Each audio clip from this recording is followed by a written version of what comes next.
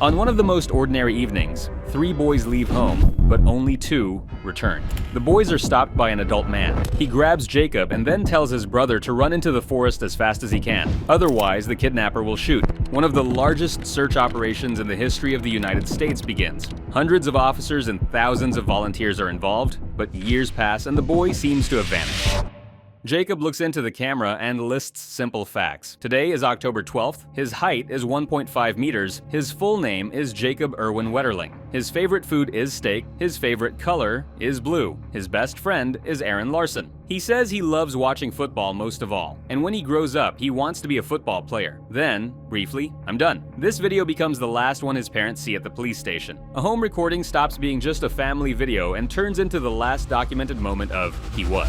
St. Joseph, Minnesota is a small town where children ride along familiar roads, and where late usually just means dark. It's customary to think that the worst things happen somewhere far away to someone else. But for the Wetterling family, that somewhere far away ends on a specific date. October 22nd, 1989. Sunday, a day that feels like a gift. No school tomorrow. The weekend continues. It's not a holiday or a special day, with no red circles on the calendar. The house follows its usual routine. The older daughter leaves early for a sleepover at a friend's. The youngest plays next door with a neighbor's girl. Inside remain Jacob and Trevor, 11 and 10. They make noise as if the house is hosting the finals of a Who's Louder championship. They argue, make up, argue again. The reason is simple: skates and hockey. Their father bought skates, and the boys decided they'd learn to stand on them in a single day. Reality answers with falls and hurt feelings. For half the day, the house listens to their complaints like a free concert with no off button. By evening, they're tired and switch to something else. The parents, Jerry and Patty, get ready to go out to dinner. The boys stay behind to look after their younger sister. They're allowed to invite friends over. Then they get bored. Jacob calls his parents and asks for permission to go to the store to buy film or a cassette and some snacks. The answer, no, comes quickly. It's getting dark.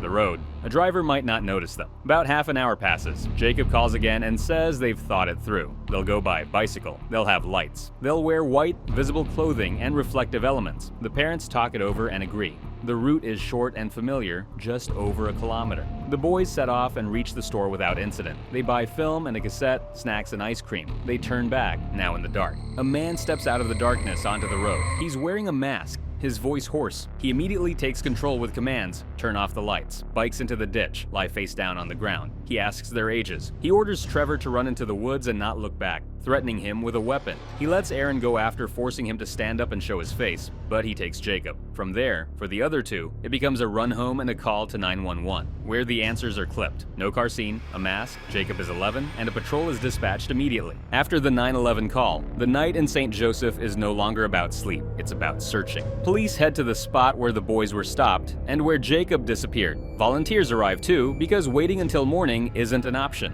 The area is swept quickly and widely. Fields, wooded areas, marshes, ditches, and abandoned buildings are checked. People line up shoulder to shoulder and move step by step so nothing small is missed. Flashlights cut through the darkness, catching grass, bushes, and roadside ditches. There is one idea guiding everything: time is working against them. Morning comes without answers, but with new actions. Investigators take statements from Trevor and Aaron again and again. In archived recordings, they repeat the kidnapper's key phrase and the order of commands: turn off the lights, bikes into the ditch, lie face down on the ground. They can barely describe his appearance. It was dark, his face was covered by a mask. What remains are general traits: height, build, and a hoarse voice. It sounds like something, but for a search, it's far too little. So attention shifts to the ground and the road. At the scene, investigators document the boys' footprints and the tracks of an unknown person. Nearby, tire tracks appear. The investigation reconstructs a line of movement, from the stopping point to where the kidnapper could have reached a vehicle. One dry detail emerges in the reconstruction.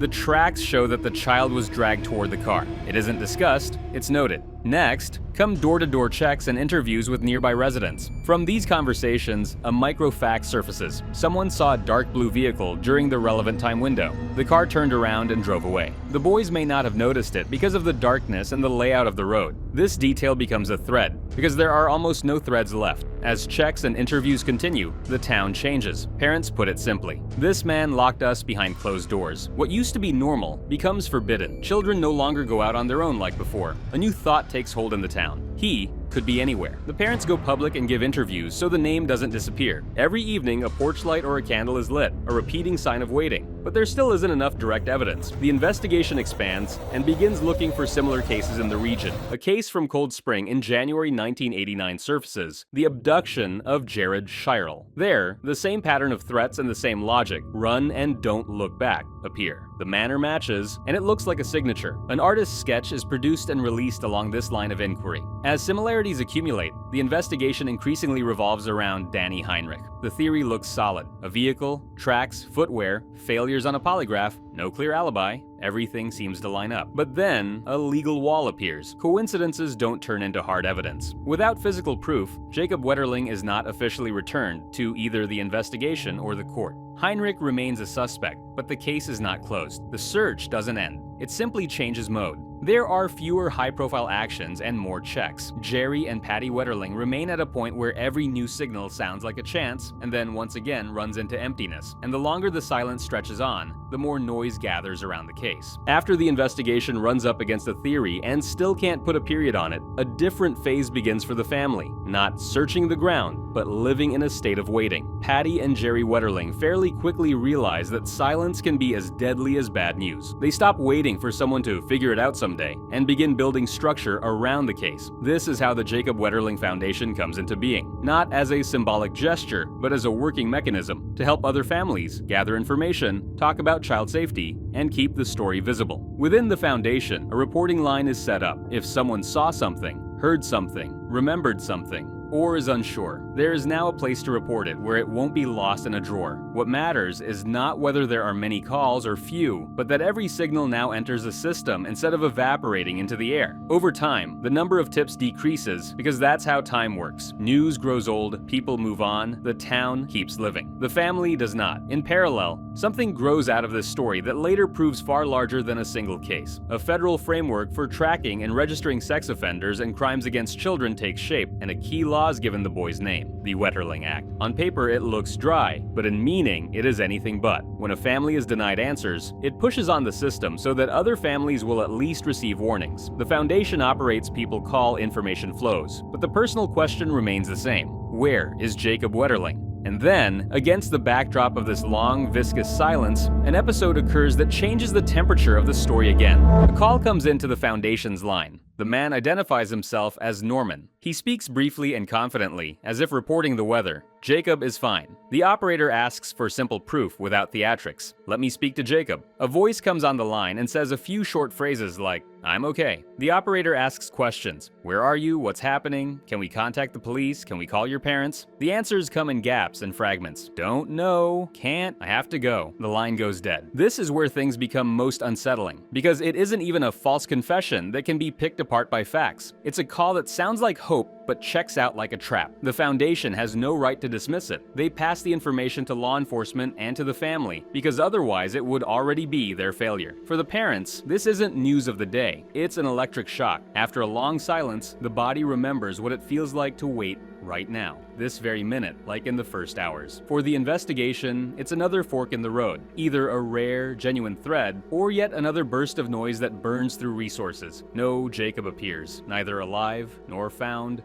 nor back in contact. There is no continuation, no second call, no confirmation that can be shown to anyone, the police, the family, or even themselves. And here it finally becomes part of the same physics of time. The longer the uncertainty drags on, the more noise gathers around it, and the more expensive every check becomes, every false lead, every what if. Patty and Jerry Wetterling don't have a close tab button. For them, that call is not an episode, but another blow to a hope they are not allowed to turn off. The years pass, and the case accumulates not answers, but noise. Confessors appear. Police are obligated to check, trips, searches, cross-checks. The outcome is the same again, nothing. Resources are burned, and the shared feeling is identical. We're back at zero. Over time, the investigation changes mode. The intensity drops not because anyone stops caring, but because a system cannot sustain one tempo for decades. For the parents, it's different. They have no final point, because there is no final knowledge. Every evening, a light burns on the porch. As long as there is no proof of death, hope becomes a duty. That flame repeats again and again, and time passes this way. Life goes on around them. Classmates grow up, graduations, years. The parents watch their sons' friends become adults, while inside them, it is still that same evening. The most terrifying thing here is not the moment of the abduction. The most terrifying thing is decades of life without an answer. Decades that change a family, a town, and a country. The years went by, and the case of Jacob Wetterling's disappearance remained open. There were many theories, many coincidences, but none turned into an accusation that could withstand court scrutiny. The name around which the investigation had circled for decades was long known: Danny Heinrich, a local resident from the same region. He was checked, questioned, details were compared, but each time investigators ran into the same wall: insufficient evidence. Alongside this, there was another episode that never disappeared from the case files. In January 1989, in the neighboring town of Cold Spring, 12-year-old Jared Shirel was abducted. He survived. He was able to describe how the attacker acted, how he spoke, how he threatened, which phrases he repeated. His story wasn't abstract. It provided a concrete signature that resurfaced again and again when Jacob's disappearance was analyzed. Years later, attention returned to these old materials not only within the system.